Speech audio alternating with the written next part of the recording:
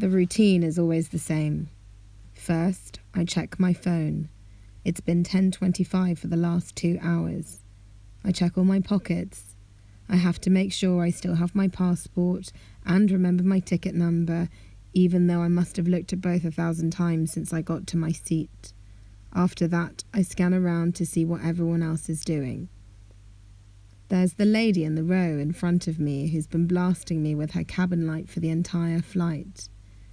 Then there's the guy next to me, still snoozing the trip away.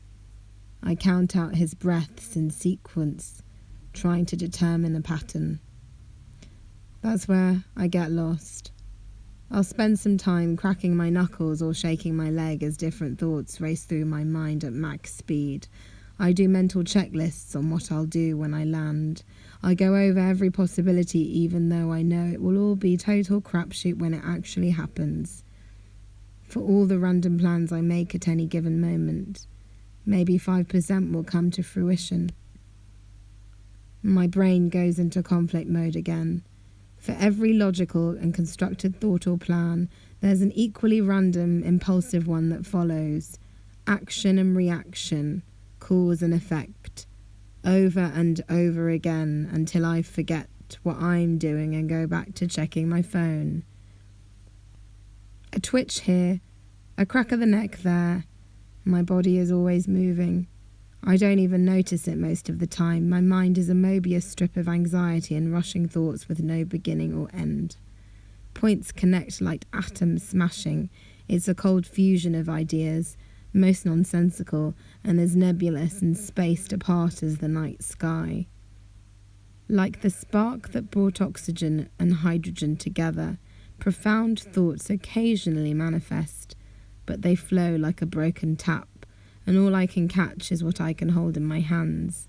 The rest slides through my fingers and down the drain, back into the abyss. It's finally 10:26. 1 hour and 34 minutes left with no distractions. I don't think it will ever end. I've got something like 1,200 songs on my phone, but I've heard them more times than I can count. Despite how much I love them all, hearing any of it will just be an annoyance now. I'm trapped with myself. It's the worst case scenario that I find myself in more times than I'd like to admit. I considered trying to talk to one of the people around me, but I know I never would. My social anxiety makes everything feel like a chore, and if I'm being perfectly honest, I don't really care about anything that the conversation could potentially bring.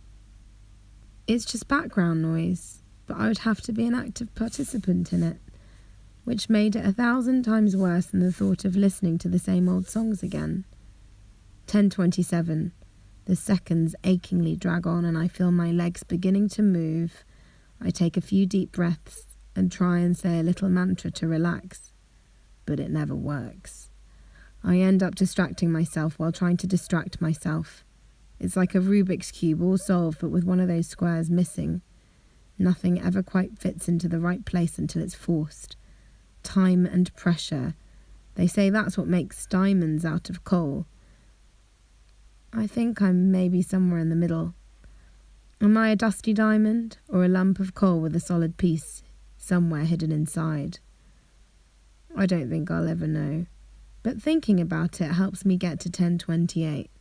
Not much time left, but all the time in the world. What a place to be in.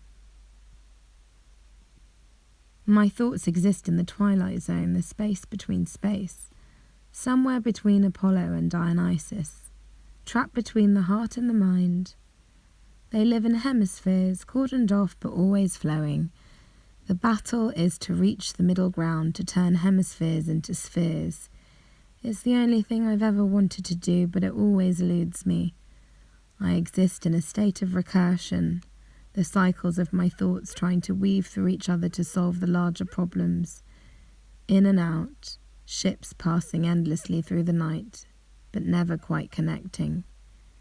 Just thinking about that is enough to get me to 10:29. Then the cycle starts over again.